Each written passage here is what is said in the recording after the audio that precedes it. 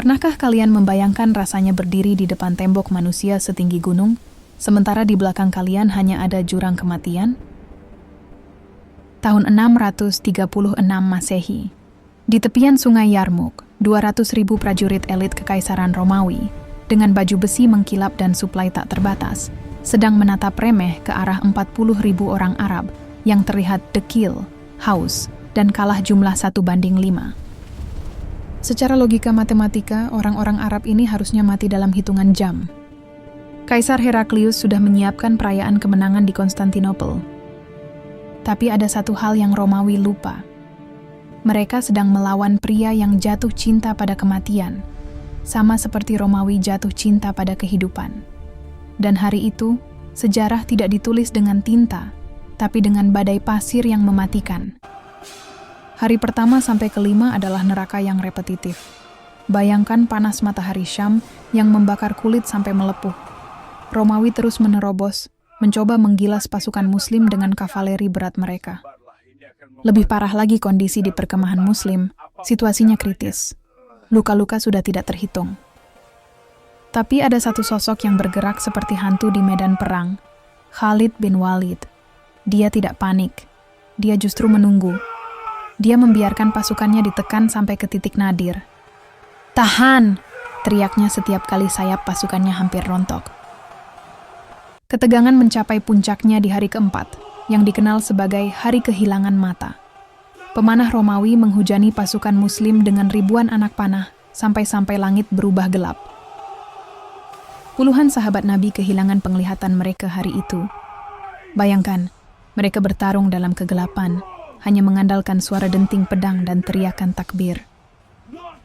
Saat barisan itu mulai goyah dan langkah-langkah perlahan mundur, suara justru datang dari belakang, bukan dari komandan, melainkan dari para wanita yang keluar dari tenda dengan wajah berdebu dan mata menyala.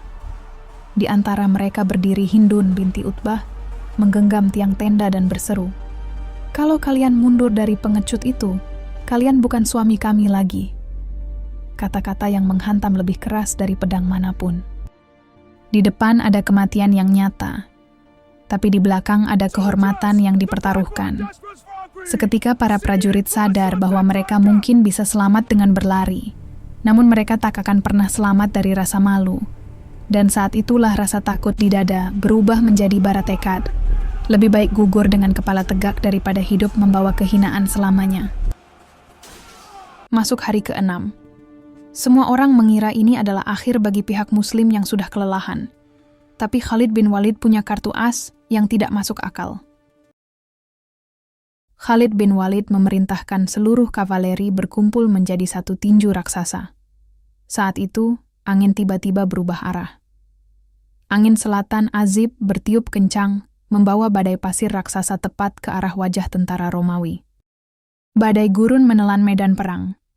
Formasi perisai runtuh, komando hilang ditelan angin. Pasir menyayat mata, napas tersedak debu.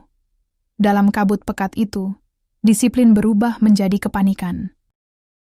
Di tengah kebutaan massal itu, bumi tiba-tiba bergetar. Derap kuda menghantam tanah seperti genderang kiamat.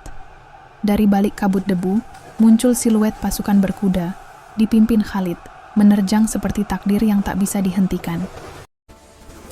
Tapi inilah twistnya. Romawi tidak kalah karena dibantai satu persatu.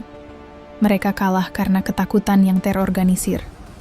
Karena panik tidak bisa melihat, mereka saling mengikat diri satu sama lain dengan rantai besi agar tidak lari.